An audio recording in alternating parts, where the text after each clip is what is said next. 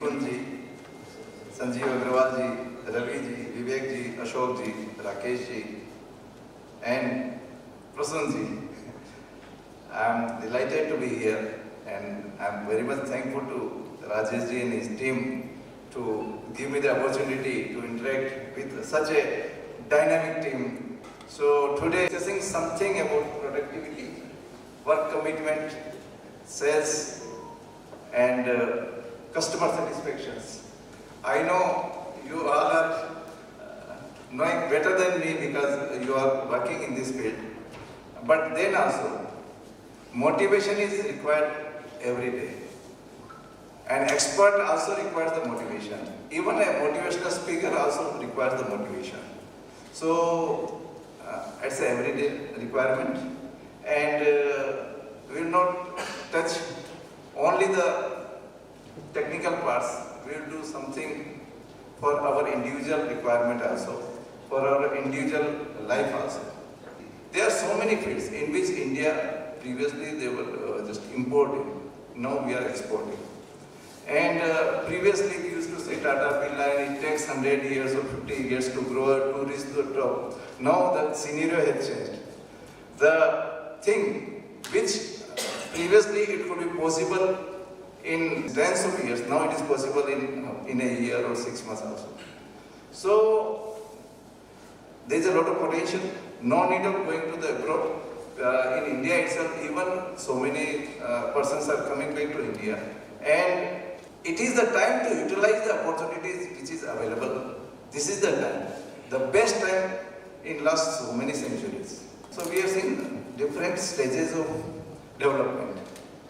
So first we see in any organization what are the different type of persons available and what different types. So it is just to see ourselves in which category we are. So usually the first category is the temporary. They are always disturbed, they are not stable. I am not talking about this organization, but they can't keep a job, and every day they are changing their mindset. Then there is a club, 5.59 club. You must be knowing. What is this club? Can anybody tell me? 6 बजे का यदि आपका exit time है company का, तो 5 बजे से तैयारी स्टार्ट कर देंगे. मतलब 5:59 पे तो उनको गेट से बाहर निकलेंगे. I don't know much about the RD कि what is the environment in your company. लेकिन ऐसे ऑर्गेनाइजेशन में लोग होते हैं जो भी टाइम हुआ उनका कंपनी का, उससे 1 घंटे पहले जाने की तैयारी चालू कर देते हैं. देन रिज्यूमे बिल्डर, जो एक कंपनी ज्वाइन करते हैं और उसी दिन फर्स्ट डे से वो दूसरी कंपनी में जाने की सोचना चालू कर देते हैं. ऐसा कई सारी कंपनीज में होता है कि नहीं, मैं यहाँ तक पहुँच गया, अब इससे आगे मैं कैसे पहुँच सकता हूँ. So that is called resume builder. Then effective long rangers. कई सारे लोग ऐसे होते हैं, उनको काम सौंप दो और डिस्टर्ब मत करो. Leave them alone and they will get the job done. उनको दे दे. One good example is Anuradha जी. मैं 2 दिन से इनके साथ इंटरेक्शन में हूँ. ये नहीं इंस्टेंट रिप्लाई कि मैं बॉस को पूछूंगी, because she is having the ownership company की. Immediate reply.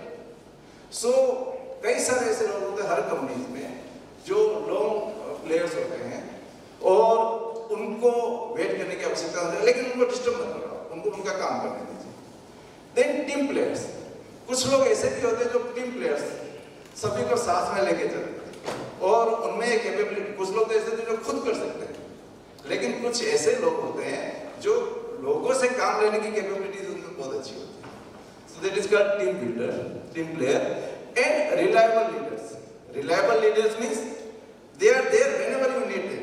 आपने देखा होगा आपके साथ में जब भी कभी आपको मुसीबत हो, कंपनी में कहीं टेक्निकल पॉइंट्स हो, आपके पर्सनल प्रॉब्लम्स हो, चिंता मत करो, मैं तुम्हारे साथ हूँ. आपने देखा होगा अपने साथी लोगों को कि नहीं, I am with you, और बिना किसी एक्सपेक्टेशन के, बिना किसी एक्नॉलेजमेंट के, they will join you hand to hand. And last, entrepreneurs, जिसकी सबसे ज्यादा हमें आवश्यकता है. Who takes the ownership?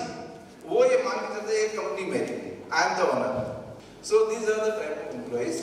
अब आप उसमें देख लीजिए कि आप कौन सी कैटेगरी में हैं. or how we can go to the better category.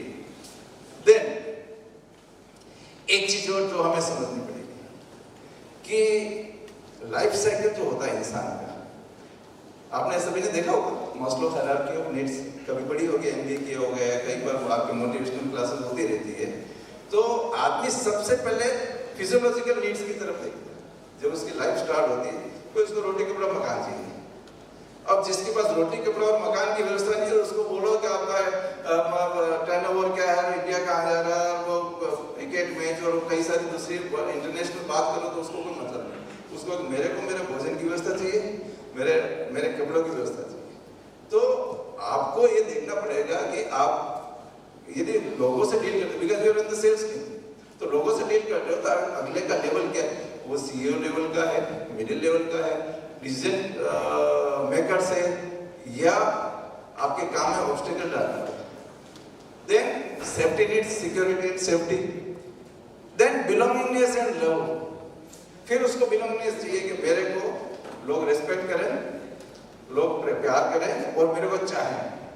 उसके बाद होता है steam need, Prestige, feeling, accomplishment, and last में जो सिचुएशन आती है सेल्फ एक्चुअलाइजेशन। आदमी जब काम करता है उसके मन को तसल्ली होती है। Money is the by product, पैसा अपने आप आएगा, आप काम करोगे पैसा आएगा, पैसा कहीं नहीं जाएगा, लेकिन आपके मन को संतुष्टि हो। तो जो हम काम कर रहे हैं, जैसे अजीत सर ने कहा था या मैं सुन रहा था कि यहाँ पे कोई 2 नंबर का काम नहीं होता, ब्लैक नहीं है, सारा 1 नंबर का है, सारा ऑथराइज है। तो ऐसे ऑर्गेनाइजेशन में काम करने का आनंद आता है। कई सारे ऑर्गेनाइजेशन ऐसा भी होते हैं जिसमें ओनर सिखाते हैं कैसे घपला करना, कैसे मतलब है कि आपको ब्लैक मार्केटिंग करते हैं, गलत काम कैसे करते हैं, तो फिर उसके एम्प्लॉय कैसे होंगे। So you are very much fortunate that you are in such a company जहाँ सभी चीजें ठीक होती है। तो आपको ज्यादा मैनिपुलेट करने की जरूरत, आपको सिर्फ राइट डायरेक्शन में आगे बढ़ना। अब प्रोडक्टिविटी क्या होता है? प्रोडक्टिविटी मींस जो हम इनपुट देते हैं, लेबर, मशीनरी, सर्विसेज, उसका आउटपुट क्या होता है, दैट इज कॉल्ड प्रोडक्टिविटी। और प्रोडक्टिविटी का जो सबसे बड़ा हर्डल है दैट इज प्रोक्रास्टिनेशन। नाम सुना किसी ने? सुना आपने? अच्छा, कितने लोगों ने ये शब्द सुना, procrastination? Very few, very few. So ये सबसे बड़ा, ये जो टर्म है ना प्रोक्रास्टिनेशन, ये सबसे बड़ा हर्डल है प्रोडक्टिविटी का। मैंने राइट में लिखा procrastination is the death of productivity का डेथ। अब ये एक वर्ड होता है लेजीनेस, आलस, वो नहीं है procrastination. Procrastination is something else. वो क्या है? Is the practice of carrying less urgent task in preference to the urgent. जो आपको अर्जेंट काम करना है उसके कंपनीज में आप जो लेस अर्जेंट वर्क है उसमें ज्यादा आपको आनंद आता है। जैसे व्हाट्सएप की कहीं जरूरत नहीं है, लेकिन अनफॉर्चुनेटली ज्यादातर है, मतलब जो हमारी पॉपुलेशन है या कई सारे लोग हैं वो घुसे रहते 24 घंटे उसमें, प्रोक्रास्टिनेशन में बिजी रहते, उसमें व्हाट्सएप में बिजी रहते। सो प्रोक्रास्टिनेशन मींस जो आपको अभी काम करना है वो नहीं करके दूसरा काम करे, दैट इज कॉल्ड प्रोक्रास्टिनेशन। अब उसके रीजन क्या है? What are the reasons? और हम एक्सक्यूज क्यों मांगते हैं प्रोक्रास्टिनेशन? अभी मेरा मूड नहीं है, अभी मैं काम करने की इच्छा नहीं है, बाद में कर लेंगे, अभी तो बहुत समय बाकी है, ठीक है ना, अभी आज मौसम ठीक नहीं है। So there are so many excuses for procrastination. काम नहीं करने के कई सारे तरीके होते हैं, आप लोग अपने परिवार वाले सब अपने एक्सक्यूज मांगते हैं, but what are the reasons? यदि अनक्लियर गोल होगा, आपकी लाइफ में क्लियर गोल नहीं होगा, तो डेफिनेटली आपके काम करने की स्पीड, एनर्जी कम हो जाएगी। So you should have a clear cut goal in your life.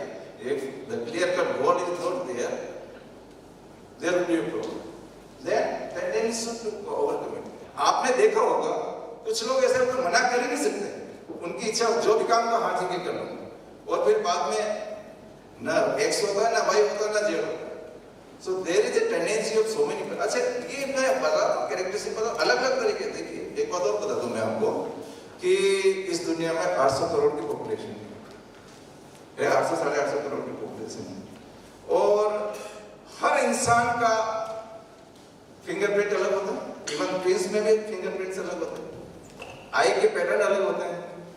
एक चीज जो कॉमन होती है कि जब बच्चा का बर्थ होता है तो उनकी माइंड की कैपेबिलिटी बराबर होती है। भगवान ऐसा नहीं कि एक को इंटेलिजेंट पैदा करता है और एक को एवरेज पैदा करता है, एक्सेप्ट सम एक्सेप्शनल केसेस, तो सभी के माइंड की कैपेबिलिटीज बराबर होती हैं। और आज जिस युग में हम जी रहे हैं, आज तो राजा और रंग सब बराबर है, कोई इंटेलिजेंट है तो कोई भी राजा बन सकता है। अभी राजाशाही तो नहीं है ना, इट्स अ डेमोक्रेसी। तो in this democracy each and every individual is having the equal opportunity to rise. अब सवाल ये होता है कि जब सभी को बराबर अपॉर्चुनिटी मिल रही है तो फिर एक आदमी सीईओ, एक सक्सेसफुल, एक एवरेज है, एक स्ट्रगल कर रहा है अपनी लाइफ के लिए, ब्रेड बटर के लिए, रोटी कपड़ा मकान के लिए भी स्ट्रगल कर रहा है, तो ये बेइंसाफी क्यों होती है? कोई बता सकता है ऐसा क्यों होता है जब भगवान ने तो सबको एक जैसा पैदा किया? क्यों? इंडिविजुअल मोटिवेशन, बिल्कुल सही कहा, individual motivation, how you are upbringing and how you are utilising your time. देखिए, हिंदू संस्कृति में 84 लाख योनियों के बाद में मनुष्य का जन्म होता है, बहुत मुश्किल से जन्म मिला है। और यदि हम अपने बॉडी की बात करें तो कई बार होता है लोग छोटी सी बात के लिए सुसाइड कर लेते हैं या डिप्रेशन में चले जाते हैं। ये जो आपका मानव शरीर है, दिस ह्यूमन बॉडी, एक बार कहीं रिसर्च की थी, इसकी इंटरनेशनल वैल्यू, इसके हर पार्ट की यदि इंटरनेशनल वैल्यू निकाली जाए, it comes to 40,000 crore rupees. कितने? 40,000 करोड़ रुपए इंटरनेशनल वैल्यू। हमारे जैसे लीवर है, टंग है, आईज है, सभी की इंटरनेशनल वैल्यू निकाला है 40,000 करोड़। तो आपका जन्म होते ही 40,000 करोड़ को तो आप एफडी के साथ में आप पैदा हुए 40,000 की एफडी के साथ में आपने बर्थ लिया है। आप मेरी बात समझे ना? तो फिर डिप्रेशन किसका, किस बात का निराश होना? अच्छा, क्या लेके आए थे, क्या लेके जाना? आप समझ रहे हैं मेरी बात को? तो tendency to overcoming, then over perfection. हम किसी काम को कंप्लीट कर ही जाता नहीं, इसमें थोड़ा सा और परफेक्ट करो, थोड़ा सा होता है ना अपने पास कि नहीं, इसको थोड़ा, और ये एक्सक्यूज भी मांगते हैं, नहीं अभी कुछ काम बाकी है। तो over perfection is also a hurdle. Then fear of failure, कई लोग फेल के होने के डर से काम स्टार्ट ही नहीं करते। देन फियर ऑफ चेंज का फियर। आपने देखा होगा कई बार आपको बहुत अच्छी अपॉर्चुनिटी मिल रही है लेकिन यार क्यों ना यही ठीक है। हमारे मेवाड़ी में एक कहावत है ना, अटी असल है, मतलब यहीं पे ठीक है। देन फियर ऑफ क्रिटिसिज्म, कई बार हम काम अच्छा काम इसलिए नहीं कर सकते क्योंकि क्रिटिसाइज करेगा। देन अनप्लीजेंट टास्क, कि काम कर रहे हैं लेकिन आपको मजा नहीं आ रहा, तो भी आपको आपका प्रोडक्टिविटी लॉस होगा। Then low of self esteem, आत्मसम्मान आप में कम। Then tendency to self defeat, depression, कई लोगों को डिप्रेशन होता है। Trouble focusing, waiting until last, ये सबसे ज्यादा बीमारी है। बीमारी क्या कहते हैं, टेंडेंसी होती है कई सारे लोगों में कि लास्ट मिनट में वो काम करते हैं। जैसे बच्चे पढ़ाई करते हैं ना, तो वो जब एग्जाम होता है उससे 1 महीने पहले पढ़ाई स्टार्ट करते हैं। मैं एक बात बताऊं, हम जब यहाँ पे इलेक्ट्रिसिटी और वाटर के बिल बनाते थे, we have developed the system 1990s में, तो हमने यहाँ एक ऑटोमेटेड सिस्टम, जब कंप्यूटर स्टार्ट हुआ था हमने चालू किया था, एक स्टैटिस्टिक निकाला कि जब इलेक्ट्रिसिटी और लाइट के बिल जमा हुआ, आजकल तो ऑनलाइन हो गया, तो लोग जैसे मान लीजिए महीने की 27 तारीख को आपका बिल जमा के लास्ट तारीख है, तो 26 से 27 के बीच में 80% लोग बिल जमा करते हैं, जबकि बिल आपका 20-25 दिन पहले आ जाता है। सो ये टेंडेंसी सभी में होती है कि अभी तो समय बचा है। जब आपके पास कन्वीनियंस है, प्रेशर नहीं है, तो why not to do it right now. I told you each and every clock is important. हर क्षण ये निकल गया, ये वापस नहीं आएगा। Each and every clock, so why not to honour. भगवान ने समय दिया तो उसका सम्मान करो। फिर रेजिस्टिंग चैलेंजेस, कई लोगों में चैलेंज करने का वो हमेशा अपोज करते हैं, भाई ऐसा है ठीक है जैसा चल रहा है चलने दो। डिसीजन करते हैं, वो डिसीजन लेने में कई लोगों को आती है। अच्छा आपने देखो गवर्नमेंट में क्या होता है, फाइलें आगे मूव ही नहीं करती, वो इधर से उधर घुमाते रहते हैं, वो ये फाइल उसको दे, ये फाइल उसको, खुद डिसीजन नहीं लेंगे। तो कुछ लोगों को डिसीजन लेने में प्रॉब्लम है, डिफिकल्टी इन डिफाइनिंग, और कई लोग अपना गोल डिफाइन नहीं कर पाते हैं। एंड लैक ऑफ एनर्जी कई लोगों को होती है। ये बताइए, just to have a interactive session, आप में से कितने लोग हैं जिनको पता है कि उनको लाइफ में क्या करना है? पूरा अरे फुल एनर्जी के साथ में। There are very few.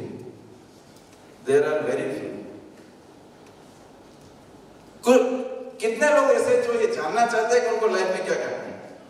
Please raise your hand. कितने लोग ऐसे हैं जो ये जानना चाहते हैं कि उनको लाइफ में क्या करना है?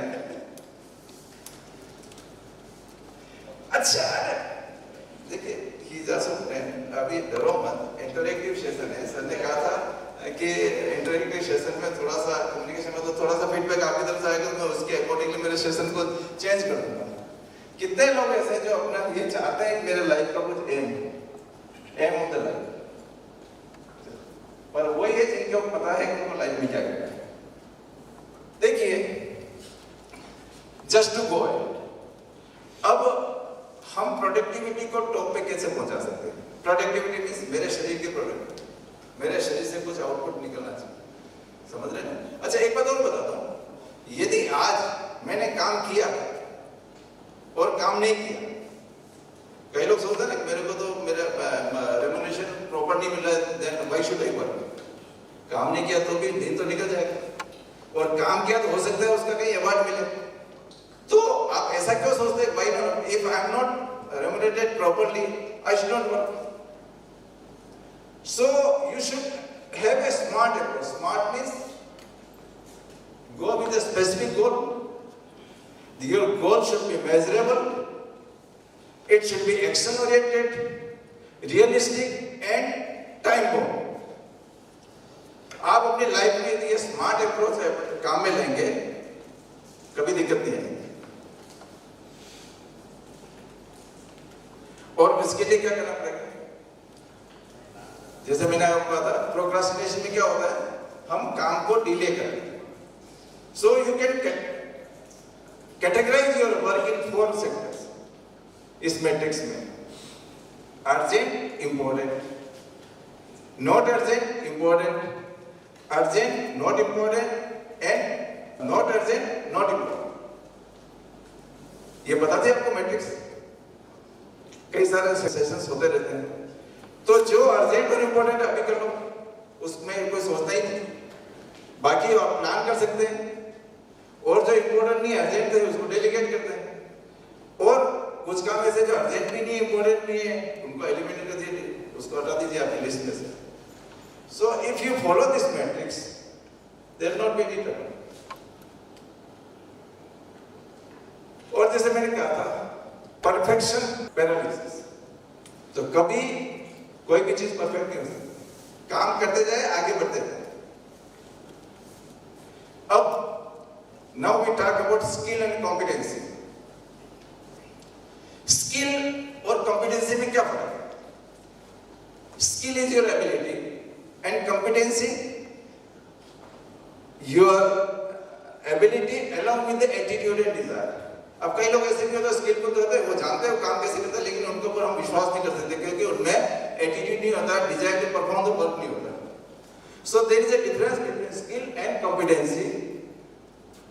कई सारे स्किलफुल पर्सन होते हैं जो इनकॉम्पिटेंट होते हैं and they don't have the desire and willingness to do the work. अब स्किल बढ़ाने के लिए क्या कर सकते हैं? So there is a research from national training laboratory कि हम जैसे आपके भी कई सारे ट्रेनिंग सेशंस होते होंगे ना, तो खाली लेक्चर अटेंड करने से कुछ नहीं होगा अपनी स्किल को बढ़ाने के लिए, क्योंकि उसका जो रिटेंशन है वो सिर्फ 5% है। देन आप लेक्चर अटेंड करके फिर you are reading yourself to 10% retention. Then audio visual यदि आप देखेंगे तो 20%, डेमोन्स्ट्रेशन देखते हैं कई बार आपके डेमोन्स्ट्रेशन में करवाते होंगे ना, प्रेशर जो मीटर्स वगैरह होगा, तो उसका रिटेंशन आपका 30% आएगा।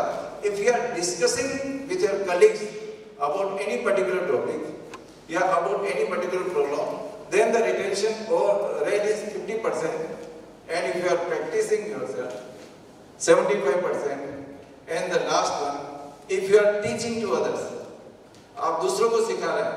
कई लोग ये सोचते हैं, देखिए अलग अलग तरह के ऑर्गेनाइजेशन होते हैं, मैंने देखे कई सारे ऑर्गेनाइजेशन जिसमें आदमी अपनी स्किल को नहीं बताता। आई हैव बीन द, कल मैं बात कर रहा था, I have been the vice president of one similar company जैसी आपकी आरती वैसी है, और उसमें क्या होता था, जब आदमी छोड़ देता था तो उसके कंप्यूटर में सारे जितने भी डेटा थे वो डिलीट करके देता था, और अटेंडेंस चलेगी, जब भी आदमी गए वो सारी चीजें डिलीट करके गए, और वो कभी अपनी स्किल को नहीं बताता, क्योंकि वो पता है स्किल हो गई तो फिर मेरी पूछ कम हो जाएगी। आप मेरी बात समझ रहे हैं कि यदि मैंने इसको सिखा दिया तो फिर मेरी इंपॉर्टेंस कम हो जाएगी। ऐसा नहीं होता, आप जितना दूसरों को सिखाओगे आप उतना ही आगे बढ़ोगे। Now what is the ability dependability? Ability important है, आप केपेबल तो हो, लेकिन आपकी एबिलिटी से ऑर्गेनाइजेशन आपके ऊपर डिपेंड हो सकता है क्या? क्या सुना होगा? अशोक मैं अशोक जी को ये मैंने काम दे दिया, तो कैन राजेश जी भी फ्री क्या तो उसको दे दिया, आप मेरे को चिंता करने की जरूरत नहीं, I can focus myself to some other work. If this is the thing, तो ठीक है, लेकिन अशोक जी काबिल है, लेकिन मेरे को बार बार भी वो काम स्टार्ट किया है नहीं किया, बार बार मेरे को पूछना पड़े, टच करना पड़े, तो I can not depend upon him. So it is very much important that you are having the ability, but we should be able to depend upon you. तो आपकी एबिलिटी, काम की, ऑर्गेनाइजेशन का आपकी प्रोडक्टिविटी बढ़ेगी। यदि हम आपके ऊपर डिपेंड नहीं होंगे, कोई काम की नहीं होगा आपकी एबिलिटी, क्योंकि ability without dependability is a liability for the organisation. सही बात है, मानते हो आप कि यदि एबिलिटी, क्यों भी यदि एबिलिटी है किसी में और ऑर्गेनाइजेशन आपके ऊपर डिपेंड नहीं हो सकता है, तो क्या होगा? वो लायबिलिटी, ना तो उसको निकाल सकते हैं, ना तो उसको क्योंकि काबिल है और ना उसके ऊपर डिपेंड हो सकते हैं, तो क्या हो गया? लायबिलिटी हो गई ऑर्गेनाइजेशन के लिए। अब जब तक श्वास है तब तक जीवन में प्रॉब्लम रहेगी, प्रॉब्लम से आप कभी पीछा नहीं छोड़ा, मानते हो आप लोग? As long as there is a breath, as long as you are alive, there will be a problem. अब आपने सुना होगा प्रॉब्लम्स के दो आंसर होते हैं, या तो प्रॉब्लम सोल्व होगी और या नहीं होगी। यदि प्रॉब्लम सॉल्व होगी तो फिर चिंता किस बात की, और नहीं होगी तो फिर चिंता किस बात की, हो ही नहीं सकती। यदि प्रॉब्लम सॉल्व हो रही है तो इट्स गुड, हम प्रयास करेंगे, why to worry, but if the problem is not solve there also we should not worry, क्योंकि सॉल्व हो ही नहीं सकते, मैं नहीं करूंगा, कोई भी नहीं कर सकता। सो जनरली किसी भी ऑर्गेनाइजेशन में बिजनेस प्रॉब्लम नहीं होती, पीपल प्रॉब्लम होती है, क्योंकि organisation is run by the people. तो प्रॉब्लम कौन सी होती? लोगों की प्रॉब्लम। यदि हम अपने लोगों का ध्यान रखें तो बिजनेस प्रॉब्लम ऑटोमेटिक सॉल्व होगी। यदि हम लोगों का ध्यान रखेंगे तो ऑटोमेटिक सॉल्व होगी। अब यदि कोई आदमी कहता है ये काम मैं नहीं कर सकता, मेरे को नहीं करना, या मैं नहीं कर सकता, तो उसके दो रीजन होंगे, या तो वो करना ही नहीं चाहता, और या फिर उसको मालूम नहीं कि आप कैसे करें। आप मेरी बात समझे ना? देयर आर टू थिंग्स, या तो वो कर नहीं सकता, ही इज नॉट कैपेबल, और या फिर वो करना नहीं चाहता। अब यदि वो कर नहीं सकता तो टेक्निकल इश्यू है, टेक्निकली उसको जो भी नॉलेज चाहिए उसको दे दीजिए, वो कर लेगा। और यदि वो करना ही नहीं चाहता तो इसके फिर वहां पर दो रीजन है। एक तो एटीट्यूड इशू, उसको करना नहीं है, उसको करना तो आता है लेकिन करना नहीं। और एक होता है वैल्यू इशू। वैल्यू इशू का मतलब आपको ऐसा काम बताया जो इंटरनेशनल हो, वैल्यू है, मैं नहीं करूंगा। आपको कह दिया कि चलो ठीक है मंदिर में जूते पहन के जाओ, कोई जाएगा क्या? बोले कोई देख नहीं रहा तो भी नहीं जाएंगे। कई सारे ऐसे काम है जो आपके आत्मा रिलीजियस एंटी रिलीजियस है, you won't do it, so that is ethic value issue, ethical issue, and the first one is the attitude issue. Now किसी भी काम को करने के लिए कैन आई मोटिवेट यू, क्या मैं मोटिवेट कर सकता हूँ किसी को भी? Can anybody motivate others? Sir कोई मोटिवेट कर सकता है किसी को? नहीं, nobody can motivate, we can only inspire the people to motivate। हम सिर्फ उसको इंस्पायर कर सकते हैं, मोटिवेट नहीं कर सकते, कारण कि मोटिवेशन इज एक्शन। मोटिवेशन क्या है? एक्शन। आपका एक्शन आप ही लो। हमारे मेवाड़ में कहावत है कि यदि आपको स्वर्ग में जाना है तो मरना आपको पड़ेगा। आप चाहो पड़ोसी मरे और स्वर्ग में आप जाओ तो पॉसिबल नहीं है कि नहीं यार मेरी इच्छा नहीं है मरने की, लेकिन मेरे को स्वर्ग में तो जाना है। आप समझ रहे हो मेरी बात को? तो मोटिवेशन इज एक्शन। अब आपका एक्शन आप ही को लेना पड़ेगा, मैं नहीं लूंगा। समझ रहे ना? So I can not motivate you. Motivation आपका खुद का है। I can not act for you, you got to act for yourself. I can only inspire to motivate. मैं सिर्फ आपको इंस्पायर कर सकता हूं, लेकिन मैं अंगुली पकड़ कर आपको रास्ते तक ले जा सकता हूं, लेकिन चलना आपको पड़ेगा। But inspiration is thinking. When thinking changes it starts reflecting behaviour in action. जब आपकी थिंकिंग चेंज होगी तो अपने आप आपके बिहेवियर में रिफ्लेक्शन अपने आप आ जाएगा। अब अपन बात करें, जैसे मैंने कहा था ना, कई सारी कंपनीज में ऐसे लोग होते हैं जो दूसरों को बताते नहीं, ज्ञान नहीं देते, दूसरों को सिखाते नहीं। समझ ना? तो लीडर्स होते हैं, हर कंपनी में होते हैं। बहुत से लीडर्स है, कुछ लीडर्स ऐसे होते हैं जो अपने फॉलोअर्स बनाते हैं और कुछ लीडर्स दूसरे लीडर्स बनाते हैं।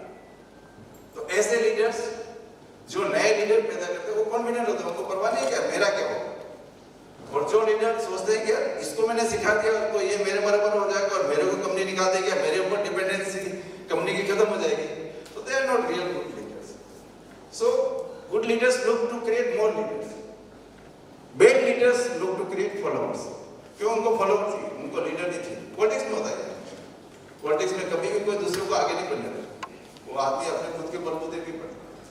नाउ विजन क्या होता है बताएंगे? What is vision? विजन क्या होता है?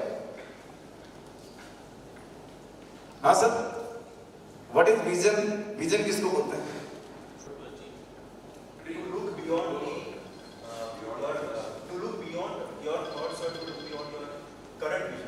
जो दिख नहीं रहा है उसको देखना, that is called vision.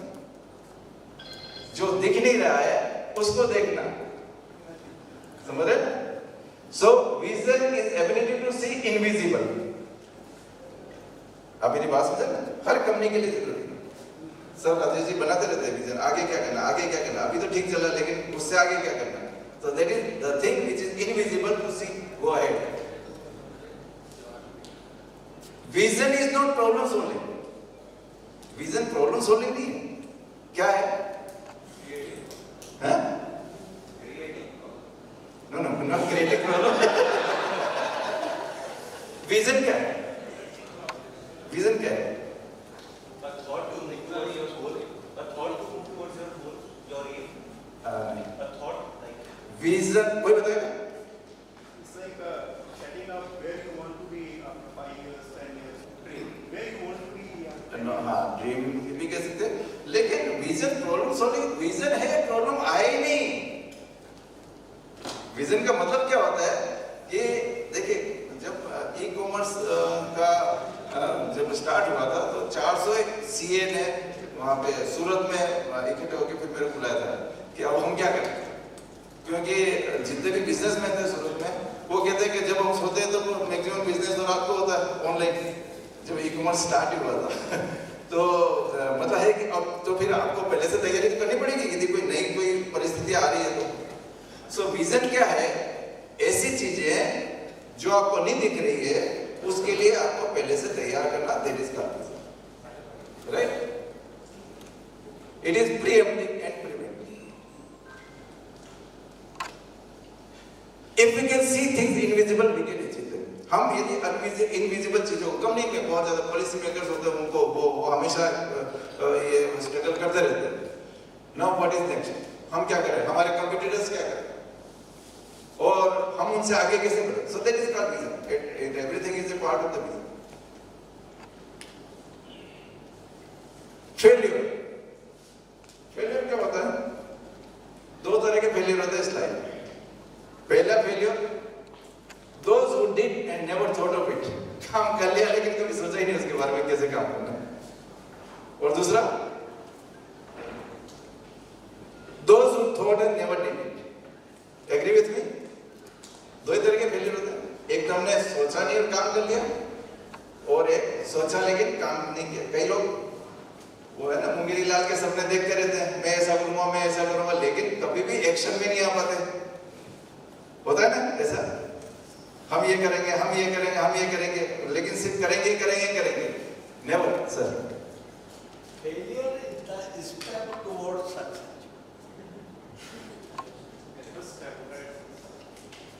I agree with you. अभी कुछ दिन पहले यहाँ पे Udaipur chamber of commerce and industries में हीरो होंडा के मिस्टर मुंजाल को आए थे। उन्होंने कहा था कि हम तो जो ऐसे लोगों को टॉप मैनेजमेंट में रखते हैं जो बहुत ज्यादा अपने लाइफ में फेल हुए, क्योंकि दे नो कि ये काम नहीं करना, उनको पता है कि ये काम नहीं करना। एक बार एक हमारे मित्र हैं, तो वो कंपनी के सीईओ थे, और उन्होंने उनकी कंपनी में बहुत बड़ा नुकसान करके ऑनर के पास गए, sir this is the mistake done by me, and company को इतना लॉस हुआ, और because of this mistake I am sorry for that and I would like to resign. तो ऑनर ने क्या बोला कि मेरी कॉस्ट पे तुमने गलती की, कॉस्ट मैं बियर करूं, और आई नो वेरी वेल कि ये मिस्टेक तुम दोबारा रिपीट नहीं करोगे, और उसका एडवांटेज तुम किसी दूसरे को देना चाहते हो। I know that this type of mistake you will not repeat it, but the advantage you wanted to give it to others, no, you will have to remain here और उसको rectify करो और सही काम। So sir is saying rightly, failure is the first step of success. लेकिन I think you will be agree with me, those who did and never thought it, ये तो नहीं करना चाहिए। काम करो तो सोच के करो। आप में से कितने लोग हैं जो अपने लाइफ में सक्सेस होना चाहते हैं? Please raise your hand.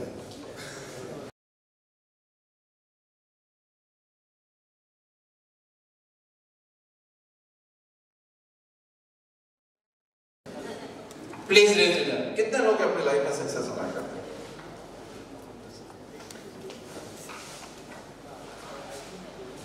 There is a head difference between winners and losers. दोनों कैटेगरी होती है, विनर्स भी होते हैं, लूजर्स भी होते हैं, लेकिन उनके कैरेक्टरिस्टिक क्या होते हैं? कैसे होते हैं विनर्स और कैसे होते हैं लूजर्स? कैसे सोचते हैं? तो let us discuss about that. Winners के पास हमेशा प्रोग्राम होता है, they are always having a programme. Losers के पास हमेशा बहाना होता है, मैं ये काम इसलिए नहीं कर पाया। Agree with me? विनर्स के पास हमेशा किसी भी प्रॉब्लम का समाधान होता है, और लूजर्स के पास हर प्रॉब्लम के लिए आंसर होता है ये काम क्यों नहीं हुआ। विनर्स हमेशा कहते हैं it is difficult but possible, वो कभी ऐसा इम्पॉसिबल नहीं बोलते। और लूजर्स बोलते हैं it's possible but difficult, possible है लेकिन मुश्किल बोलते हैं। फिर विनर्स कमिट करते हैं और लूजर्स हमेशा प्रोमिस करते हैं, नेताओं की तरह। विनर्स कहते हैं आई विल डू समथिंग, मैं करूंगा, वो हमेशा अपने को रखते हैं। और लूजर्स क्या बोलते हैं? कुछ होना चाहिए, कुछ मतलब ऐसा होना चाहिए, वो खुद को नहीं रखते। समथिंग मस्ट बी डन, कुछ होना चाहिए। मानते हो इस बात को? लेकिन करेगा कौन?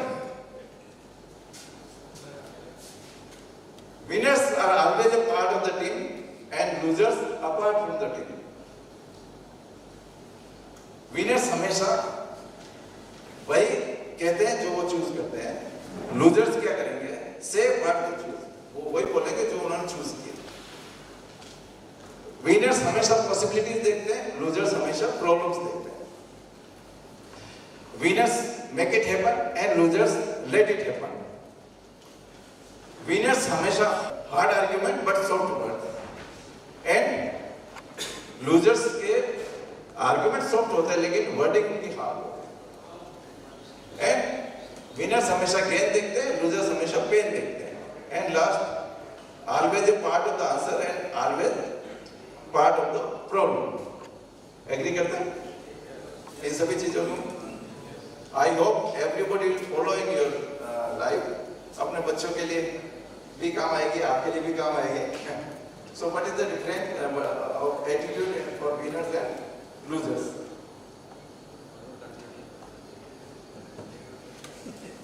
अब कुछ चीजें मैं ब्रीफली आपको बताता हूं। आप सभी ने स्टीफन कोवी के 7 habits of highly effective people के बारे में सुना? कितने लोगों ने सुना? Please raise your hand. 1 2 3 4। So ये जो स्टीफन कोवी है, ही इज ए राइटर। इन्होंने 3000 successful, most successful persons of the globe, universe में जितने भी 3000 सक्सेसफुल लोग थे अलग अलग फील्ड में। कुछ लोग एज ए कपल सक्सेसफुल है, कुछ लोग बिजनेस में सक्सेसफुल है, कुछ लोग टीचिंग में सक्सेसफुल है, जो अपनी फील्ड में टॉप में जो पहुंचे सक्सेसफुल, उनसे उन्होंने इंटरेक्शन किया और बहुत डिटेल में, और फिर 3 साल तक एक जगह बैठ के और ये बुक लिखी, 7 habits of highly effective people. I think थोड़ा थोड़ा मैं ब्रीफ आपको दूंगा, तो कि आपके जिन लोगों ने इस बुक को नहीं पढ़ा या जिन लोगों ने नहीं सोचा तो उनके लिए थोड़ा सा काम आएगा। First is be proactive.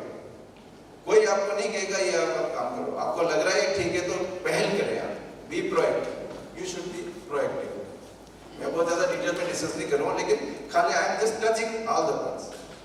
The second is begin with the and in mind. मैंने आपको कहा था ना, कोई भी काम करो तो उसका एंड क्या होगा यदि वो पहले से आप दिमाग में रखोगे तो आप गलत काम कभी नहीं करोगे, and you would always be in the right direction. तो किसी भी काम को करने के लिए उसका एंड क्या होगा ये जानना जरूरी है, तब आप उस काम को स्टार्ट करें।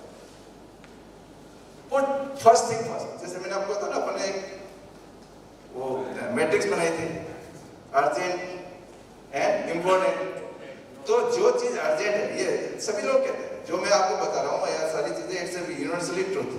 तो जो काम अर्जेंट आज ही करना है उसको आज ही करना है। Put first thing first, then think win win. अपन शुरू से ही बात कर रहे हैं हनीवेल और आरती के बारे में। सो आई एम सरप्राइज कि कोई एक कंपनी दूसरी कंपनी को इतना सपोर्ट कैसे कर सकती है। जनरली होता नहीं, कॉम्बिनेशन होता है, या मान लीजिए एक कंपनी की एम्प्लॉय दूसरी कंपनी में चले जाती है तो कहीं कुछ डिस्प्यूट हो जाता है। यहाँ तो हनीवेल और अपने सीनियर मैनेजमेंट कई सारे एम्प्लॉयज को दे दी, चलो आरती आप अपना काम अच्छा करें। So this is called win win situation. कई सारे ऑर्गेनाइजेशन है, जैसे यहाँ हिंदुस्तान थिंक है, वो कई सारे यूनिट्स को स्टार्ट करते हैं कि ठीक है आप काम कीजिए, हम आपको ऑर्डर देंगे, और पूरी टेक्निकल नो हाउ भी उनको देते हैं। तो उनको फायदे है, उनका जो एक्सपर्टाइज है ना वो डाइवर्ट नहीं होता है, वो फिर आगे अपने फील्ड में आगे बढ़ते हैं। सो आप जो भी काम करो तो खाली ऐसा नहीं खाली अपने फायदे के लिए काम सोचिए, आप अगले का भी फायदा होना चाहिए। That is called win win situation. यदि अपन विन विन सिचुएशन पे अपन चलेंगे तो डेफिनेटली हमेशा आगे बढ़ेंगे और दूसरा भी खुश रहेगा, आप भी खुश रहोगे। Seek first to understand and then to understand. कई बार अपन किसी से बात करते हैं, उसकी बात सुनते ही नहीं, उसको जानते ही नहीं, उसको पहचानते ही नहीं, उसको अपनी बात चालू कर देते हैं, कन्विंस करना चालू करते हैं विदाउट लिसनिंग। आपको पता है पॉलिटिशियन में सबसे बेस्ट लिसनर कौन है एज ऑफ टुडे? श्रोता पॉलिटिशियंस में, टॉप पॉलिटिशियंस में मोदी। कोई मीटिंग में आपने पढ़ा होगा, कई बार वो सुनते हैं, बहुत कम बोलते हैं, उनकी मीटिंग में सिर्फ सुनते हैं और लास्ट में बोलते हैं। एक नेल्सन मंडेला थे, he was very good listener, तभी तो वो इस टॉप पे पहुंचे। सुनते थे सभी, उनके जो कबीले के वो जो लोग थे उनकी सभी की बात सुन के, और उसके बाद में लास्ट में बिल्कुल कंक्लूडिव रिमार्क द सेम थिंग। आपने यदि नरेंद्र मोदी जी का वर्किंग स्टाइल देखी हो, लास्ट में बिल्कुल कंक्लूसिव को पहले सबकी बात को एक को ध्यान से सुनेंगे, उसके बाद हम लोग क्या करते हैं, अगला क्या कह रहे हैं वो हाफ हार्टेड सुनेंगे या सुनेंगे ही नहीं, अपना बोलना चाहते हैं। First gather the information, first listen what he mean and then speak and synergise. What is synergy? What is synergy? 1 + 1 is not 2. 1 + 1 can be 11 also. Synergy होती है ना, जब ग्रुप ऑफ पीपल, उसमें डिफरेंसेस होते हैं, लेकिन फिर भी ऑर्गेनाइजेशन के बेनिफिट के लिए क्या करते हैं, हम डिफरेंसेस को साइड में रख के और अपने टारगेट की तरफ आगे बढ़ते जाते हैं। That is called synergy. Politics में होता है, सभी अलग अलग, सब एक दूसरे को डाउन करने की, जैसे आपने देखा होगा केकड़े होते हैं ना, केकड़े, उनको जब एक्सपोर्ट करते हैं तो उनको पैक करने की आवश्यकता नहीं, एक केकड़ा जो बाहर निकलने की कोशिश करता है दूसरे उसकी टांग खींच लेते हैं। तो ये टेंडेंसी होती है कई बार कम्युनिज्म में। लेकिन टू अचीव द गोल, अलग अलग तरह के लोग, अलग अलग ओपिनियन के लोग हैं, उनको आपस में सिनर्जी बना के अपने गोल की तरफ आगे बनाते हैं, सिनर्जी एंड शार्पन द सम। ये जैसे आपका यहाँ पे आज सुबह जो लेक्चर था, आप सुन रहे ना, इस तरह से समय समय आप अपना काम कर रहे हैं, साथ में काम कर रहे हैं, लेकिन बीच बीच में कभी एजुकेशन, कभी आपको टेक्निकली कुछ आपको ट्रेनिंग दी, तो आपकी नॉलेज को रिफाइन करना, दैट इज आल्सो मस्ट। सो यदि ये जो 7 हैबिट आप अपने लाइफ में इम्प्लीमेंट करेंगे, तो then definitely there will be a tremendous change in your life.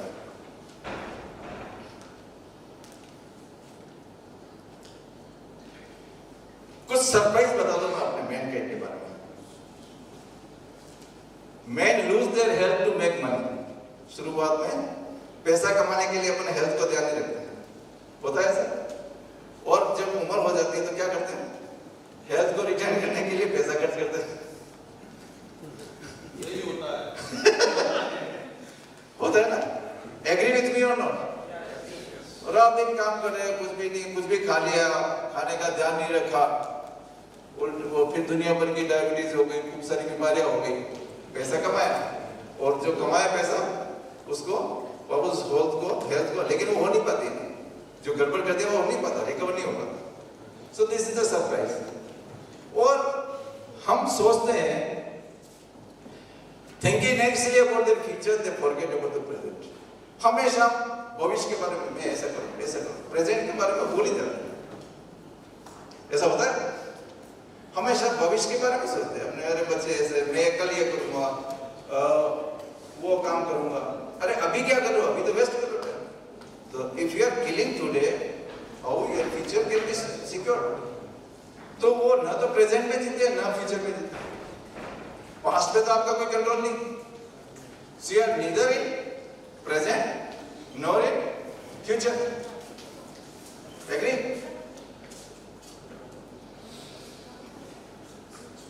अब हम थोड़ा सा, ये तो कुछ जनरल अपने बारे में बात हुई। What is the success formula in selling? सबसे बेस्ट सभी ने सुना होगा, सर्वाइवल इज द फिटेस्ट। जो फिट होगा वो सर्वाइव होगा। सुना हुआ सबने? जो फिट होगा वही सर्वाइव करेगा selling. And next, selling can not be learn unless practice on ground. आपने तैरना है तो आपको कई सारी कितने भी आप थ्योरी पढ़ लें, लेकिन जब तक पानी में नहीं जाएंगे तब तक तैरना नहीं सीखेंगे। गाड़ी चलाना कितनी भी थ्योरी बता दे, ये एक्सीलेटर है, ये गियर है, ये रेस है, आप समझ रहे ना, ये आपका वो लेफ्ट राइट में घुमाते, कितना भी थ्योरी पढ़ ले, जब तक आप कार चलते सीट पे बैठेंगे नहीं तब तक नहीं सीख पाएंगे। सो सेलिंग भी जब तक आप ग्राउंड में नहीं जाएंगे तब तक नहीं सीख पाएंगे। और सेलिंग के लिए सबसे बड़ा पॉइंट है attitude. Now what is the attitude for the Mediocres? उनके लिए क्या होता है? Passing the time. वो जीवन के शुरुआत से लगा करके डेथ तक से ये सोचते हैं कि मेरे जीवन में कोई तकलीफ नहीं है, खाली मैं ओनली थिंक अबाउट देमसेल्फ, मैं अपने बारे में सोचता। To them life is an existence. सिर्फ अस्तित्व है, लाइफ एग्जिस्टेंस, इंजॉयमेंट नहीं। They do nothing to make their today better than yesterday, and self-pride is not in their agenda. वो सिर्फ जिंदा कैसे रहना है वो सोचते हैं। क्या करते हैं? जिंदा कैसे रहना है वो सोचते हैं। कल कैसे अच्छा होगा उसके बारे में सोचते हैं, सिर्फ एग्जिस्टेंस के बारे में सोचते हैं। और एटीट्यूड का इंपॉर्टेंस मैं बता दूं कि 85% जो लोग हैं वो जॉब में प्रमोशन पाते हैं क्योंकि उनका एटीट्यूड ठीक है। सिर्फ 15% लोग उनके skill, knowledge, facts and figures से प्रमोशन पाते। कंपनीज का स्टैटिस्टिक्स में आपको बताऊं, this is the proved research of IIM Ahmedabad. उन्होंने रिसर्च किया था भाई एटीट्यूड का कितना परसेंट योगदान है productivity. So 85% is the contribution, only 15% is the contribution of facts and figures.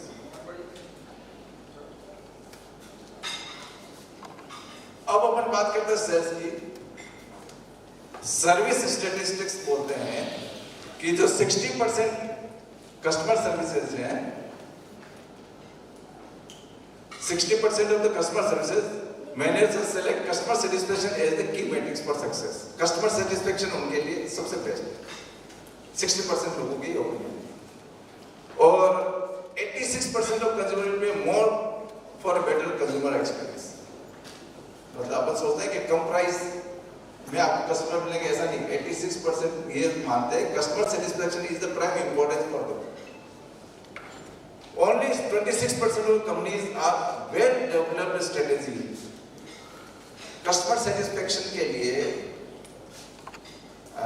Can we से कि हमारे यहाँ एक वेल डेवलप्ड स्ट्रेटेजी है? I don't know sir. Customer satisfaction का एक कोई सेट प्रोसेस बना रखा आपने?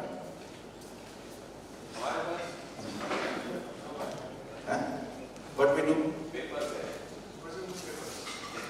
नहीं, वेल देखिए मेरी बात सुनो कि वेल डिफाइंड स्ट्रक्चर का मतलब कि कस्टमर, जैसे आपने देखा ना कहीं भी आप जैसे मान लीजिए सपोज आपने कहीं गाड़ी की सर्विस करी तो अगले दिन वापस 2 दिन बाद फोन आ जाएगा, सर आपका विजिट कैसा रहा, आर यू सेटिस्फाइड, कहीं कोई दिक्कत तो नहीं आई, प्लीज मार्क अस। समझ रहे ना? या आपके किसी सेल्स एग्जीक्यूटिव ने आपके किसी कस्टमर को विजिट किया तो इमीडिएटली उससे सीनियर या ऐसा वेल डिफाइंड स्ट्रक्चर हो कि सर वो सेल्स पर्सन आया था, कैसा रहा उसके साथ आपका experience. This is called well defined structured mechanism. So can anybody tell me, is it there, is it existing? No.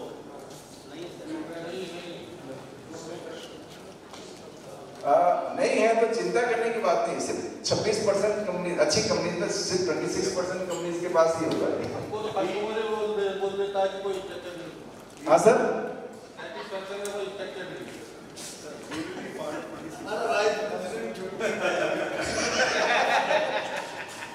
देखिए शुरुआत में जो मैंने बात की थी ना वो आपके पर्सनल के लिए थी, अब जो मैं बात कर रहा हूँ वो आरती के लिए।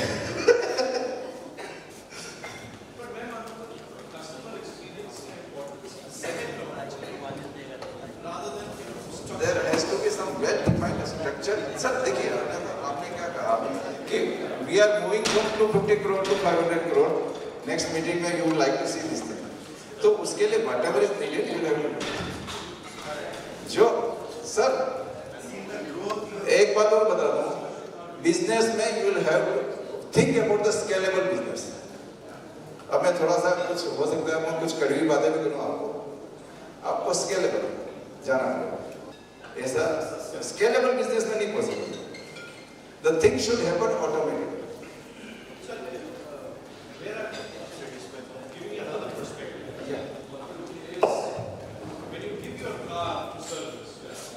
They have a structured process that after you do your servicing and give your call, and what they feel is it is just the process. They have a tick mark.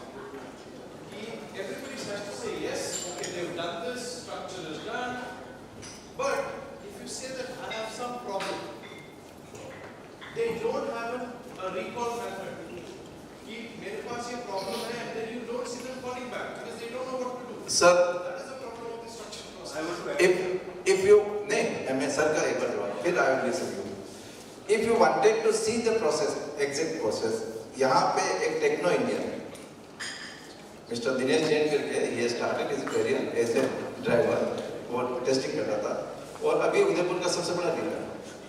यदि आपको टेस्ट करना हो तो just आप एक inquiry डालिए, आप देखिए, जब तक आप सेटिस्फाई नहीं होंगे तब तक फॉलोअप कॉल आते रहेंगे। तो आप जो देखिए, जो ऑटोमाइज फुली ऑटोमाइज सिस्टम है ना, पार्डन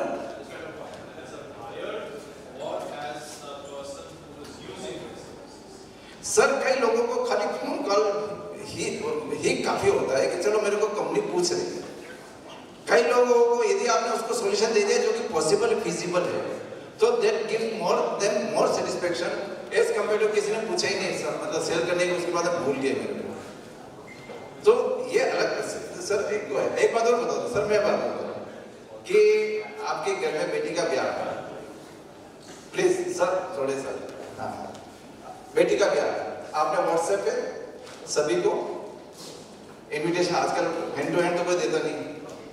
अब यदि आप सभी को कॉल नहीं करेंगे तो हो सकता है उसमें 50% ज्यादा लोग नहीं आए कि यार ये क्या, मेरे को मेरी इज्जत नहीं की, मेरे को कॉल भी नहीं किया। आजकल आपको फिजिकल नहीं जाए, लेकिन that is the expectation.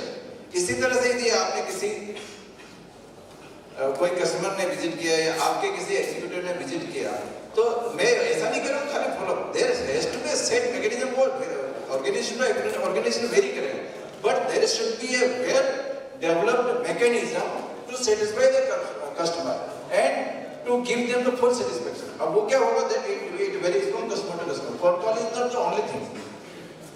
Will see, कभी अलग से बैठेंगे तो अपन बात करेंगे, लेकिन what I mean, there has to be some well defined structure for customer satisfaction. If it is not existing, we should think about it. हाँ सर, आप please, हाँ examples globally.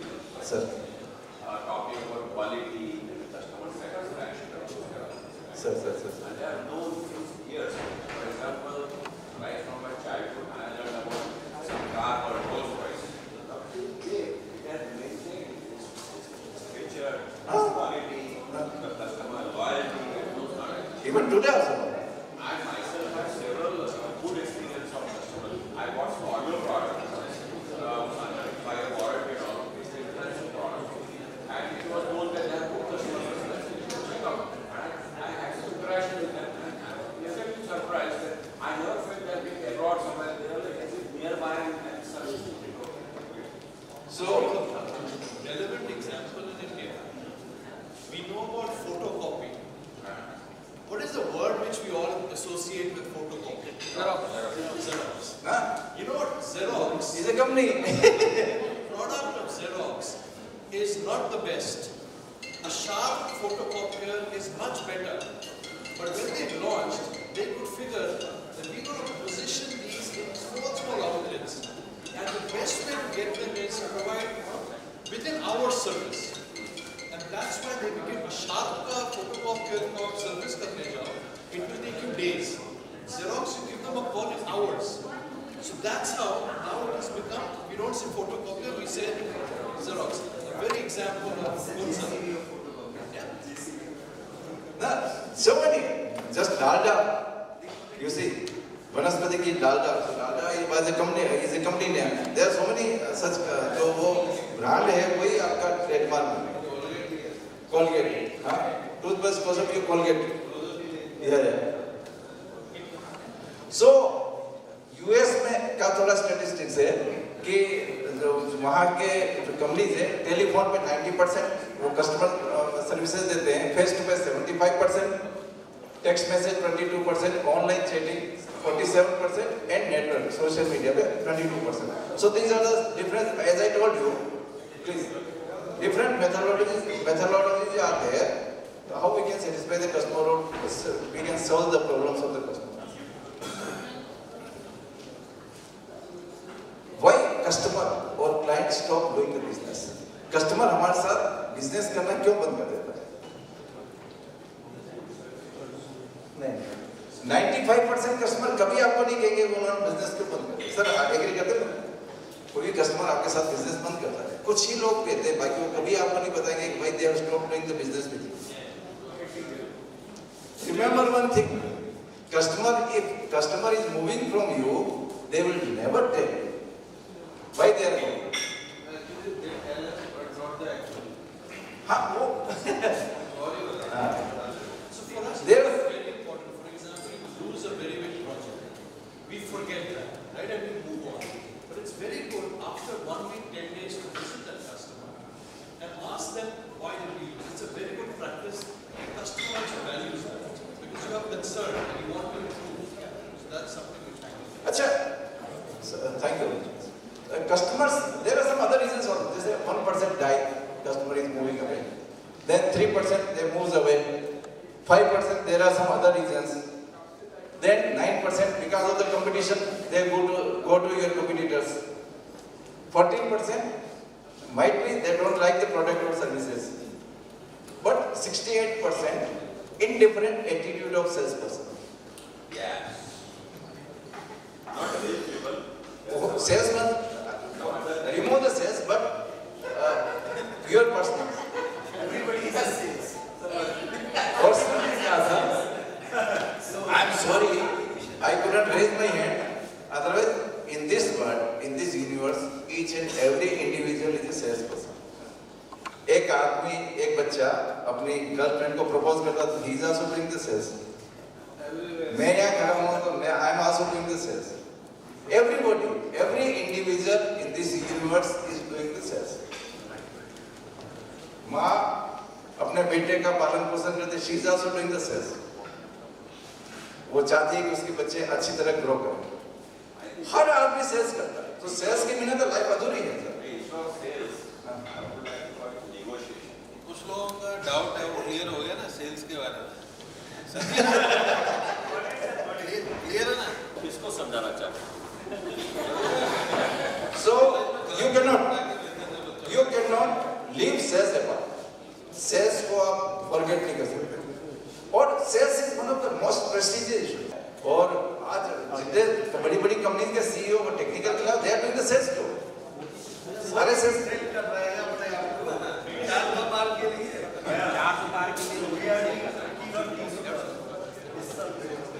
अगली साल 500.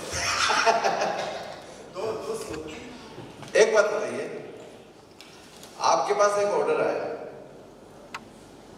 You are dependent on Honeywell. One case study, real case study में आपको पूछ रहा हूँ, ठीक है? वहां से आपको जो भी इक्विपमेंट या जो मटेरियल है वो टाइम पे नहीं मिलता.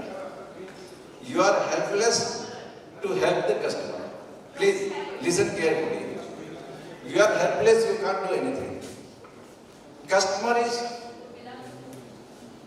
losing a lot of revenue because of your unfulfillment or not filling the order in time. He is very angry. क्या करेंगे?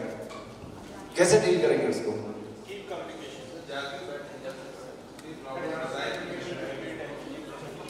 लास्ट कंक्लूसिव टॉक में सर से कहूंगा, लेकिन आप क्या करेंगे? नहीं तो उनको बता देंगे उसकी वजह से आपका नहीं हो रहा.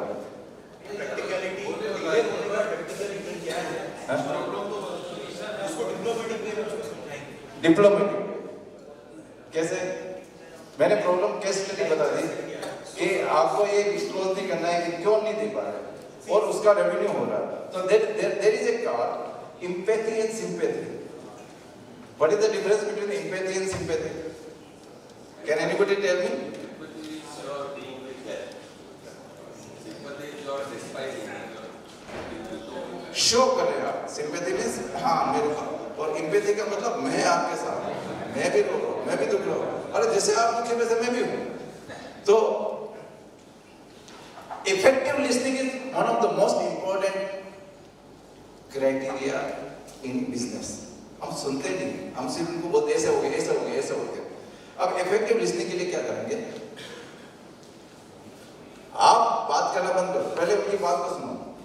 देखिए बहुत इंपॉर्टेंट है सभी सेल्स लोग, पहले उनकी बात को सुनिए. Put the customer at ease. पहले उसको आराम, मतलब आराम से, वो कंफर्टेबल तो हो ना. ऐसा नहीं हड़बड़ा में ठीक है हो गया ऐसा हो गया. ये pay attention to non verbal language. What is non verbal language? कौन बताएगा? कई बार कस्टमर बता नहीं पाता, लेकिन उसके नॉन वर्बल एक्सप्रेशन से पता चल जाता है वो कितना दुखी है, कितना परेशान है आपके प्रोडक्ट से, आपके ऑर्डर की वजह से। वो बोल नहीं पाता। तो जो चीज आप ऑब्जर्व कर रहे हो उसको भी अटेंड कीजिए और उसको वापस एम्पैथी से, सिंपैथी से उसको you be with him. Then listen for what is not said. आपने कहा था ना, किसने बोला था कि कई चीजें, थैंक यू वेरी मच, कि कई चीजें नहीं कही जाती तो भी आपको समझनी पड़ेगी। And know exactly what the other person is saying. कई बार अपन समझते ही नहीं, समझ नहीं पाते वो कहना क्या चाह रहा है। हो सकता है वो वर्डिंग उसका प्रॉपर नहीं हो, लेकिन आपको उसको समझना पड़ेगा customer as a good sales person. Concentrate on hidden emotional meaning. There are some hidden emotional meaning which you need to understand. Be patient and hold your temper. कई बार होता है कि वो अगला आदमी इतना टेम्पर लूज करता है कि आपका भी टेम्पर लूज करता है। होता है ऐसा कभी? होता हुआ किसी के साथ? So you will have to hold the temper and empathize with the person. मैंने कहा था ना कि show your empathy. So these are the skills for effective listening. And what are the barriers of effective listening? Listening with half an ear. ठीक है, आधी बात सुन रहे, आधी नहीं सुन रहे। Acting as the judge. कई बार तो हम ऐसे जजमेंटल बात करते हैं, नहीं ऐसा नहीं तुम झूठ बोल रहे हो। होता है कभी सेल्स में? आप सही नहीं कह रहे हो, मैं जो कह रहा हूँ पहले मेरी बात सुनो। फिर turning up ideas you don't agree with. कई बार है कि हो सकता है, कोई जरूरी नहीं है कि आपके सारे उसकी बात से सहमत हो, लेकिन जिस बात से आप सहमत नहीं हो, the thing for which you are not agreed, you turn up, this is not possible, ये गलत है, बिल्कुल झूठ बोल रहे हैं। अच्छा, कई बार होता है आप अगला आदमी गलत बोल रहा है, so in place of saying नहीं, you are saying lie. Can't you say, sir, you may be right, but I don't agree with you. Which is right, sir? एक तो आप गलत बोल रहे हो, झूठ बोल रहे हो, और एक sir you may be right but I don't agree. हाँ, जंपिंग टू द कंक्लूजन, वो आगे ना सर जंपिंग, वो एक्टिंग एज ए जज आपने प्लेस कर दिया ना उसको एज ए जज। अब अपन बात करते, थोड़ा सा मार्केटिंग की बात करते हैं, क्योंकि ज्यादा टाइम हो गया। ट्रेडिशनल जो एडवर्टाइजमेंट है वो खत्म हो गया, एग्री करते हैं? पहले जो था, अभी टीवी में भी यदि कोई ऐड आता है, अखबार में आता है, हम उसके ऊपर बिलीव नहीं करते। So now the traditional advertisement is finished.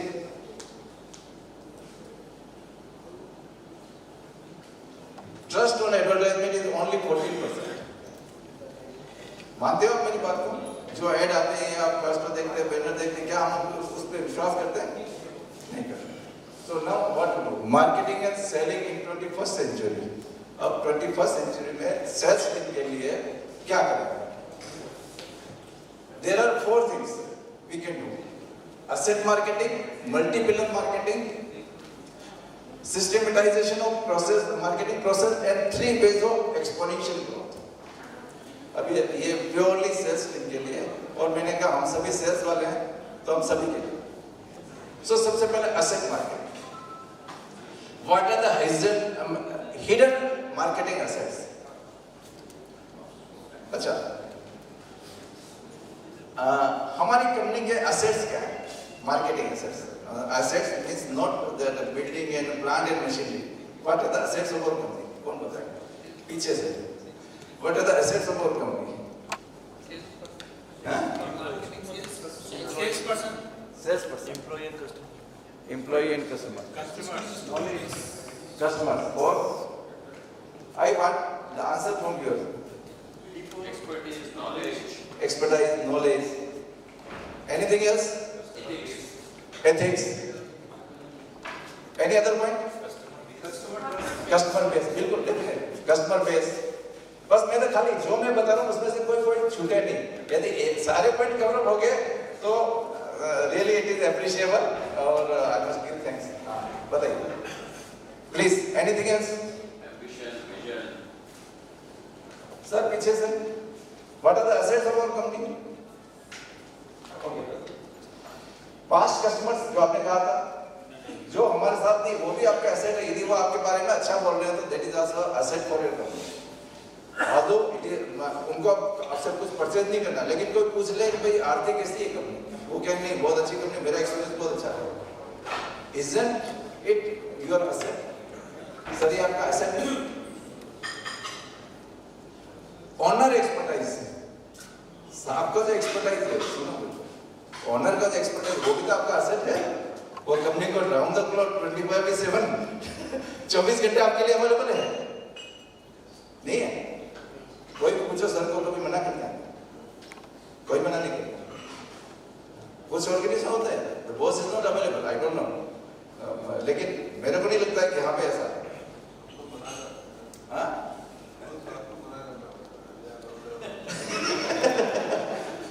Then staff expertise, जैसे बॉस का एक्सपर्टाइज है वैसे स्टाफ का expertise. Under promoted USP, USP के बारे में मैं आपसे इससे अगली स्लाइड में बात करूंगा। यूनिक प्रोडक्ट, आपका प्रोडक्ट ऐसा है जो सिर्फ आप ही बनाते हैं, दूसरा कोई नहीं बनाता। ऐसा का प्रोडक्ट जो हिंदुस्तान में आपके अलावा कोई नहीं बनाता। जैसे सर ने कहा था ना, तो वो हाइड्रोजन का सिर्फ हमने किया 2 plant, right? So there may be some product, लेकिन उसको आपको देखिए, ये आपको बराबर ट्रेनिंग के इनको सिखाना पड़ेगा कि ये सभी चीजें हमारी ही सर्विस और delivery, relationship with other business, हमारे दूसरे बिजनेस के साथ रिलेशनशिप कैसे, location also plays an important role कि हमारी लोकेशन कन्वीनियंट है कि नहीं कस्टमर्स के लिए। इसमें हालांकि हम ज्यादा कुछ नहीं कर सकते, लेकिन कई बार होता है लोकेशन इज द प्रॉब्लम, तो वी कैन शिफ्ट या we can extend our branch to that proper location. Then reputation of our company, ये एसेट है अपनी। मार्केटिंग प्रोसेस, मैंने आपको कहा था ना, well defined marketing process need to be established in our company also, if it is not there. Well defined structured process has to be there. Then current customer and clients, they are also the customer assets. Prospective customer, क्या होता है prospective customer? हम बिल्कुल ये हमारा बन सकता है, ठीक है ना, लेकिन रिदम ऐसा हो बिल्कुल चलो ठीक है, वो नहीं ले तो भी आपका ऐसे आपके लिए अच्छी बात है। Upselling opportunity, what is upselling opportunity? कौन बताएगा? What? More means higher version. There is the average customer value. ये अपन और डिटेल में बात करेंगे। एवरेज कस्टमर वैल्यूएशन जितनी है उसको अपन थोड़ा सा और हायर करें। Community relationship and how you are having the relations with the community, society में आपका रिलेशंस कैसा है? हाँ, तो ये कई बार अपन चैरिटी करते हैं, CSR करते हैं, सोशल एक्टिविटीज करते हैं। So these are the hidden marketing assets. आप चाहें तो इसको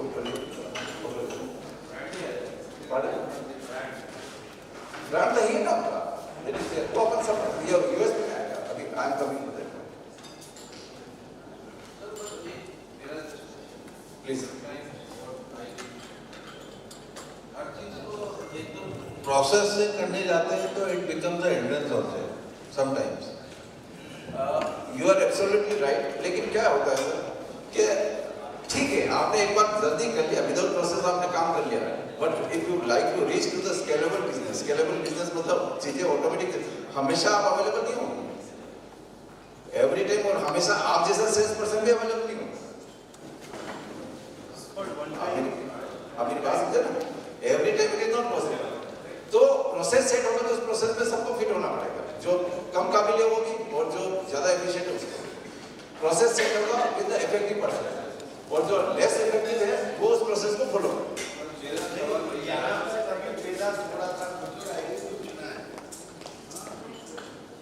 Process cannot be defined 100%. It's a 80% process and 20% the person intelligence on that situation. If process can be defined 100%, then we are not required. Computer can do everything. So there is no process 100% finalized. It's always human touch of 20%. वो भी 100% तो वैसे भी कोई चीज, मैंने क्या कहा, परफेक्ट इस दुनिया में कोई चीज नहीं। ये मैं पहले ही कह चुका हूँ, there is nothing in this world in this universe which is 100% perfect. Process is there, but at the same time आपका जो इंटेलिजेंस है वो भी चाहिए, नहीं तो फिर आपकी जरूरत कहाँ है? सब करे सही के नहीं। अब मल्टी पिलर मार्केटिंग कि आप जो मार्केटिंग करें वो खाली एक या दो सेगमेंट से मार्केटिंग नहीं कर सकते। जैसे होता ना कि there are so many pillars, अब आपकी एक बिल्डिंग है सिर्फ दो पिलर्स पे खड़ी है तो क्या चलेगा? बिल्डिंग खड़ी रहेगी, सस्टेन कर पाएगी? सर इज इट पॉसिबल कि ये बिल्डिंग चलेगी? प्लीज पीछे क्यों सर?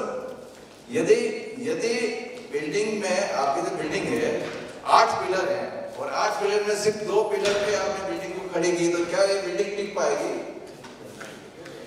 नहीं टिक पाएगी। So we need all the pillars for the business. अब what is the first pillar? USP. First pillar is USP. अब मैं सीनियर्स जो है वो प्लीज डोंट रिप्लाई, मतलब टॉप मैनेजमेंट के अलावा बताइए what is the USP of our company except top management. Please reply what is the USP of our company. कौन बताएंगे?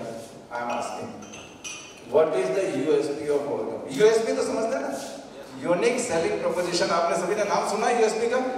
Yes, sir. सभी ने सुना? Please raise your hand. सभी ने यूएसपी का नाम सुना ना? अब मैं एक सवाल पूछ रहा हूं, यूएसपी क्या है हमारी कंपनी की? यदि हम अपनी कंपनी की यूएसपी नहीं जानते तो this is very much unfortunate thing for us. इसका मतलब मार्केटिंग में कहीं न कहीं कुछ मतलब कमी है। It's openness and adaptability of the entire senior team to take more feedback from the people who are actually in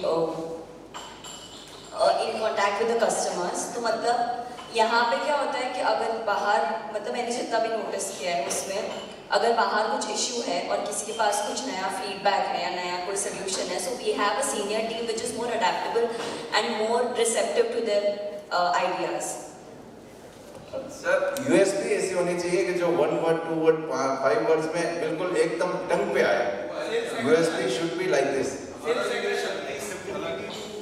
For any new vertical, acceptability for any new challenge or vertical is a major USP for the company. Sir this is the theory वो सभी जने बोलते हैं। USP is what you tell customers why you should buy. Sir please listen me, मैं वापस बता दूं। Madam देखिए एक minute, Aarti is a brand, Aarti is not the USP.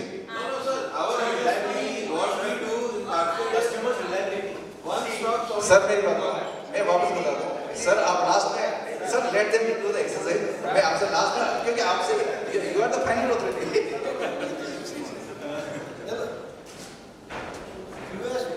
For the RT flow control, what I have seen with the entire team here, we are always experimenting and innovating. तो जो 30 years हम लोग हैं market में, 30 years है market में, that is not. It's always we are trying something new.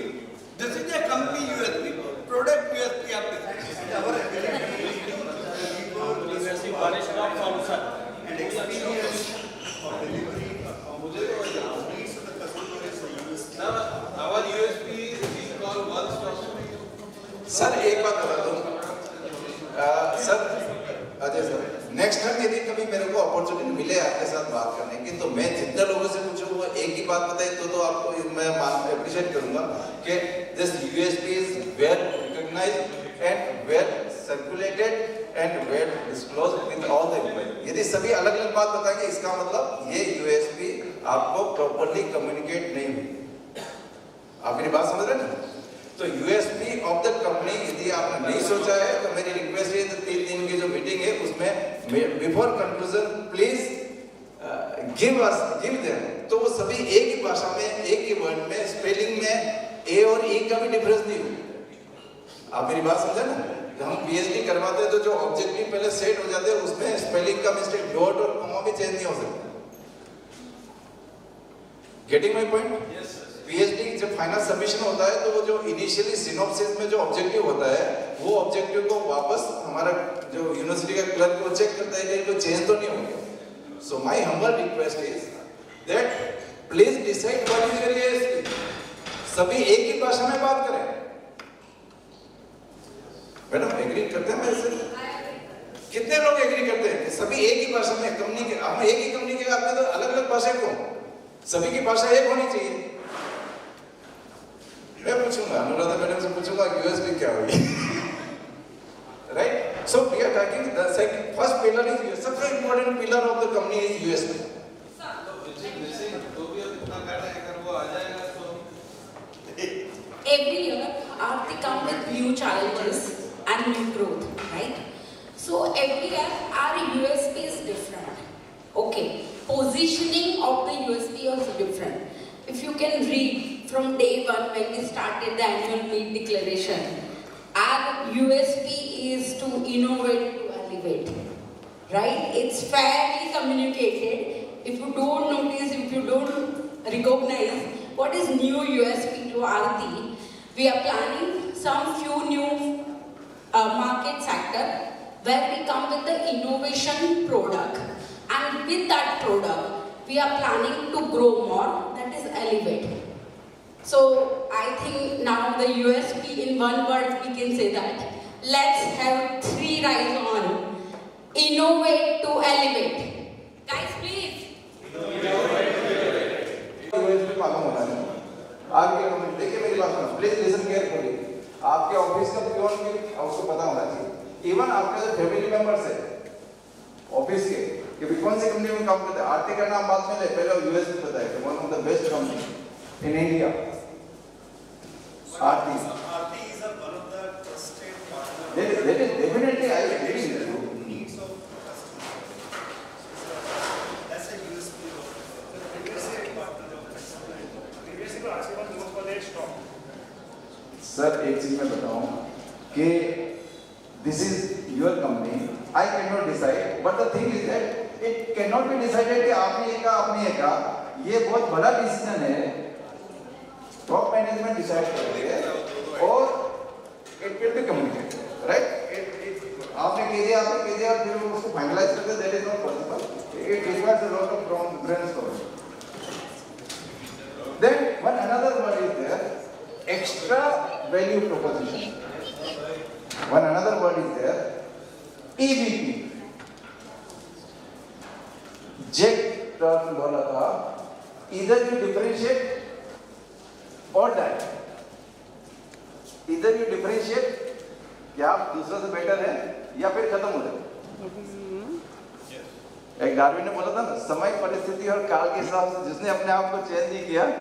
यदि लोग आपके साथ बिजनेस कर रहे हैं तो वो क्यों करेंगे?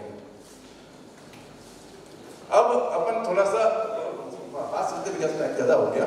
Optimising current marketing, exponential sales, integrate the USP, consistent work जिसमें सेल्स ट्रेनिंग एंड फॉलोअप आता है, then always work at increasing the average client value, higher average transaction and increased number of transactions, then optimizing the customer base, set up a system मैंने जैसा आपको कहा था, past customers को recapture करें, present को retain करें और prospective को follow करें, with work at the back end, educate and close again.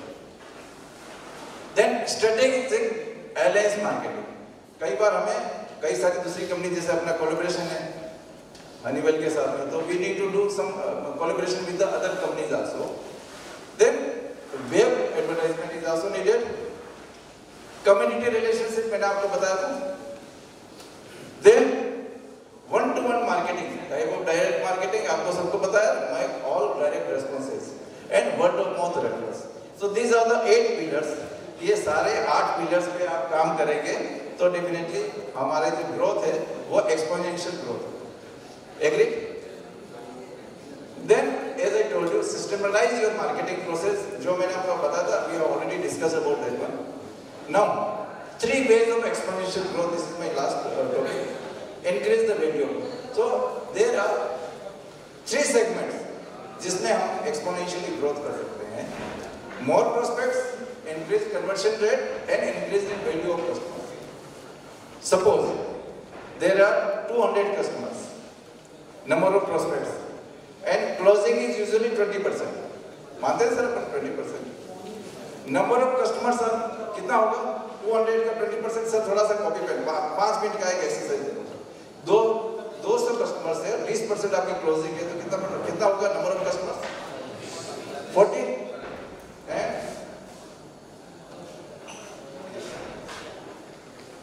और एवरेज कस्टमर के वैल्यूएशन है वो $10,000 है तो वैल्यूएशन कितना हो जाएगा? 4 लाख. एग्रीड. अब यदि हम नंबर ऑफ प्रोस्पेक्ट जो है वो ग्रोथ में से 20% बढ़ा दें तो कितना हो जाएगा? 20% बढ़ाएंगे तो 200 का 240 हो जाएगा. 200 का कितना हो जाएगा? 240. क्लोजिंग रेशियो आपका वही है 20%. नंबर ऑफ कस्टमर्स कितने हो जाएंगे? 240 का 20% कितना होगा? 48. Are you getting? 48 into 10,000, 4,80,000. Now, अब यदि मैं नंबर ऑफ प्रोस्पेक्ट्स के बजाय नंबर ऑफ कस्टमर्स का 20% करूं तो कितना हो जाएगा? नंबर ऑफ कस्टमर 40 के कितने हो जाएंगे? 48. कितना हो गया? 4,80,000. टाइम नहीं, अदरवाइज मैं आपसे करवाता हूं. थर्ड, यदि हमारा एवरेज कस्टमर की वैल्यूएशन है वो 20% कर दें 10,000 के 12,000 हो जाएगी तो अगेन 4,80,000. और लास्ट में यदि 20% हम हर सेगमेंट में बढ़ा दें 20% in number of prospects, in closing ratio and average customer valuation तो कितना हो जाएगा? 200 का 240 हो जाएगा. 40. क्लोजिंग रेशियो 20% है तो 24% हो जाएगा. इधर नंबर ऑफ कस्टमर्स 40 के 57. देखिए 240 का 24% कितना होगा बताइए? 240 का 24% कितना होगा? 57.6. एवरेज कस्टमर के वैल्यूएशन 12,000, 10,000 के 12,000 हो गए तो टोटल क्या हो गया आपका? ग्रोस सेल कितना होगा? 6,91,000. 4 lakh के 6 lakh. So conclusion is यदि थोड़ा थोड़ा हर सेगमेंट में करें तो कहां तक पहुंच सकते हैं अपन? सर हर सेक्टर में थोड़ा थोड़ा इसको बोलते हैं थोड़ा सा बूस्ट करो, थोड़ा सा बूस्ट करो तो डायरेक्ट मतलब easily you can grow 72.8%. Very easily you can grow 72%. क्या करना? नंबर ऑफ प्रोस्पेक्ट थोड़ा सा बढ़ा 10%, 20%. क्लोजिंग रेशियो थोड़ा सा बढ़ा दो और एवरेज कस्टमर का जो वैल्यूएशन उसको बढ़ा दो 10%, 20% बढ़ाते हैं आराम से we can reach to those 72%. So Anuradha, can we go with little bit थोड़ा सा input? And I am very much thankful to all of you for having a patience listening and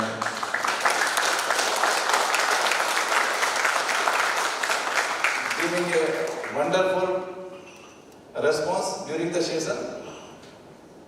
I am really obliged and thankful to the management that they have given me the opportunity to interact with such a dynamic team. I wish all the success for the team.